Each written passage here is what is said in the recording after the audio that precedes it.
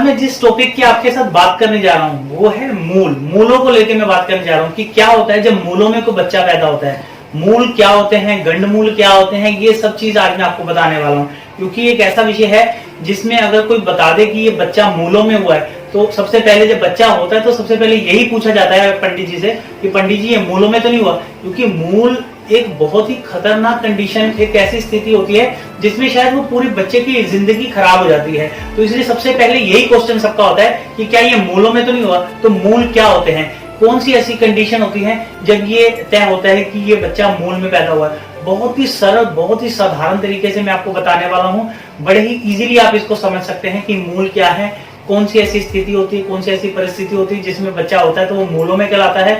और मूलों से अगर बच्चा को मूलों में पैदा हो भी जाए तो उसको कैसे हम उसके साथ ऐसा क्या करें क्या नहीं करें कि जिसमें उसका वो जो प्रभाव है मूलों का वो कम हो जाए। तो चलिए दोस्तों, ओम श्री गणेशाय नमः। मेरे चैनल एस्ट्रो फ्रेंड दीपक में एक बार फिर से आपका बहुत बहुत स्वागत है। तो आज मैं आपको इस वीडियो में बताऊंगा कि मूल क्या है, मूल से कैसे हम निजात पा सकते हैं। अगर कोई बच्चा मूलों में हो जाए तो उसके लिए हमें क्या करना चाहिए कि मूलों की स्थिति उसपे से उसका जो दोष का प्रभाव वो कम हो जाए या फिर बिल्कुल खत्म हो जाए। दोस्तों 27 नक्षत्र होते हैं, 27 नक्षत्र, जिनमें से 6 नक्षत्रों में अगर कोई बच्चा पैदा हो जाए, 6 नक्षत्र वो कौन से हैं कि अगर उनमें से बच्चा पैदा हो जाए उसको बोलते हैं कि बच्चा मूलों में हुआ है। वो 6 नक्षत्र हैं ज्येष्ठा, आश्लेषा, रेवती, मूल, मघा और अश्विनी नक्षत्र। ये 6 नक्षत्र वो नक्षत्र हैं, यदि इनमें बच्चा पैदा हो जाए तो उसको बोलते हैं बच्चा मूलों में पैदा हुआ है। और यदि बच्चा मूलों में पैदा हो, मूलों में पैदा होने वाले बच्चे माने जाते हैं अपने माता पिता और अपने मामा के प्रति वो भारी रहते हैं। भारी का मतलब ये है कि बच्चे को तो जो परेशानी होगी साथ में उसके माता पिता और उसके मामा को भी होगी। परेशानी क्या होती है, बच्चा भी बहुत ज्यादा जिद्दी, बहुत ज्यादा चिड़चिड़ा, बहुत इतनी जिद के कारण वो अपना ऐसी जिद करता है, वो अपना जीवन तो तबाह कर ही लेता है जिद के कारण, अब साथ साथ अपने परिवार का भी पूरा तबाह कर देता है। मूलों में भी मैं आपको एक चीज बता दूं, मूलों में भी एक चीज होती है, जैसे कुछ लोग कहते हैं गंडमूल और मूल दोनों को अलग अलग करके भी देखते हैं। जैसे कुछ लोग मैंने जो चीज देखे हैं वो बोलते हैं कि रेवती और अश्विनी के जो बॉर्डर पे जो बच्चा पैदा होता है, यानी कि ये 2 नक्षत्रों के बॉर्डर पे, क्योंकि एक नक्षत्र में 4 चरण होते हैं, तो ऐसा होता है कि जब रेवती का आखिरी चरण और अश्विनी का पहला चरण दोनों मिलते हैं तो वो मूल कहलाता है। ऐसे ही आश्लेषा और मघा का, ऐसे ज्येष्ठा और मूल का।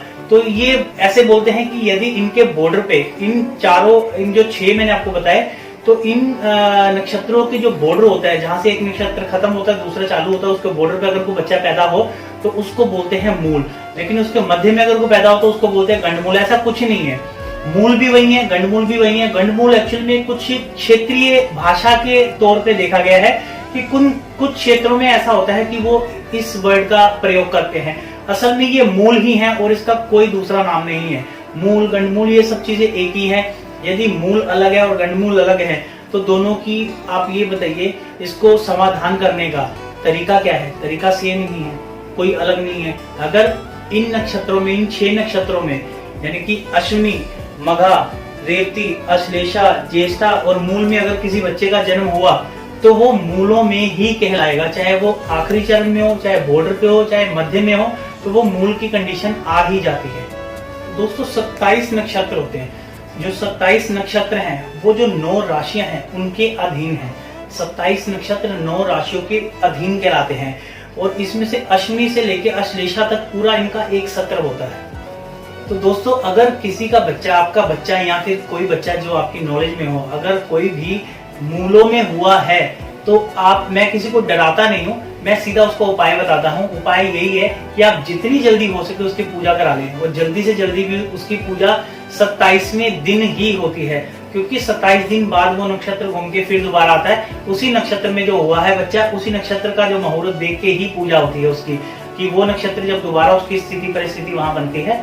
यदि किसी का बच्चा ऐसा हो कि वो 27 दिन में उसकी पूजा नहीं करवा पाया तो आप वही पूजा उसके नेक्स्ट जो जन्मदिन आएगा, 1 साल के बाद, 1 साल के बाद वो नक्षत्र फिर से बैठेगा, तो आप तब भी उसके आसपास, 1 साल के आसपास, जो जन्मदिन के आसपास किसी तिथि में उसकी पूजा करवा सकते हैं। तो अगर वो भी आप नहीं करवा पाए तो 3 साल में करवा सकते हैं, फिर 5 साल, 7 साल, करते करते मतलब 27 साल तक आप इसकी पूजा करवा सकते हैं। जी हाँ, गंड मूल, अगर कोई बहुत बड़ा भी बच्चा हो गया है, यदि आप ही अपनी कुंडली देखते हो और आप मूलों में पैदा हुए हैं और अभी आप 27 साल के नहीं हैं, तो आपको लगता है कि आपका जीवन बर्बाद हो रहा है, कुछ हो रहा है, आप इसको संभालना चाहें, तो आप इसकी जितनी जल्दी हो सके इसकी पूजा करा लीजिए। आपको उसी नक्षत्र का हिसाब से, जैसे कोई कुंडली देख के वो आपकी बताएगा, बिना कुंडली के मैं भी नहीं बता सकता कि कब क्या होगा उसकी पूजा, तो आप उसकी पूजा करवा लीजिए। इसकी पूजा विधि में मैं आपको बता देता हूँ कि 27 जगह का 27 कुओं का पानी, अब तो कुएं होते नहीं, पहले जमाने में कुएं होते थे कि 27 कुओं का पानी लेते थे, अब कुएं नहीं होते, तो ऐसा माना जाता है कि ऐसे ही आप नल से, टैप से भी पानी ले सकते हैं। 27 जगह का पानी होता है, 27 जगह की मिट्टी होती है, 27 जगह के फूल, पत्तियां, ये सब चीजें होती है, उनसे उस बच्चे को स्नान कराया जाता है। स्नान कराने का मतलब ये होता है कि जो 27 अलग अलग इन्वायरमेंट्स के, उनका जो वातावरण है, वो वातावरण इकट्ठा करके उस बच्चे को नहलाया जाता है, ताकि वो जो जिस वातावरण में उसने मूलों वाले वातावरण में जो जन्म लिया, उसका प्रभाव थोड़ा कम हो जाए, और साथ में कुछ मंत्रों का उच्चारण करके उसकी पूजा होती है, जिससे वो मूल शांत हो जाते हैं। जब तक आप मूलों की पूजा नहीं करवा रहे, तब तक मैं आपको बताता हूं कि उन मूलों के कारण आपके ऊपर कोई दुष्प्रभाव ना हो, उससे बचने के मैं आपको 2-3 सिंपल उपाय बता देता हूं, वो आप अपने घर पे भी कर सकते हैं। लेकिन उसके लिए आपको ये जानना पड़ेगा कि कौन से नक्षत्र के तहत आप मूल हैं, क्योंकि 6 नक्षत्र होते हैं, उन 6 में से ऐसा कौन सा नक्षत्र है जिसमें आपने जन्म लिया। अगर आपको वो नहीं पता, तो सबसे पहले आपको पता लगाना पड़ेगा। ऐसा भी हो सकता है कि 2 नक्षत्रों के बीच में आपने जन्म लिया, 2 नक्षत्रों के बॉर्डर पे, तो आपको दोनों नक्षत्र, जिस नक्षत्र में आपने जन्म लिया है मूलों वाले, उस नक्षत्र का जो आपको जो मंत्र जाप आपको करना पड़ेगा, ताकि वो शांत बना रहे। और एक चीज मैं आपको और बताता हूं, आप एक काम और कर सकते हैं, जब तक आप अपनी पूजा नहीं करवाते, बच्चे की पूजा नहीं कराते, तो बच्चा तब तक गलत रास्ते पे ना जाए, कुछ ऐसा काम ना करे, या फिर कुछ ऐसी चीज ना हो जिससे उसकी जिंदगी खराब हो जाए। तो आप एक काम कीजिए, एक लोटा स्टील का लेना है, स्टील का लोटा लेके उसमें थोड़ा सा जल डालना है, क्योंकि अभी लॉकडाउन भी चल रहा है। लॉकडाउन में अगर जो बच्चे हुए हैं, अगर वो मूलों में हुए हैं, तो हो सकता है उनकी पूजा भी ना हो पा रही हो। पूजा इसलिए नहीं हो पाएगी क्योंकि लॉकडाउन में कोई पंडित नहीं आएगा, तो पूजा ना होने के कारण भी कुछ चीजें दिक्कत कर सकती हैं। हमारे जो शास्त्रों में हर चीज का समाधान दिया है, इसका भी एक समाधान दिया है। इसके लिए कहा गया है, आपत्ति काले मर्यादा नाशते, यानी कि आपत्ति जब होती है, आपत्ति के काल में मर्यादा भी नाश हो जाती है, उसका भी हम नाश कर देते हैं।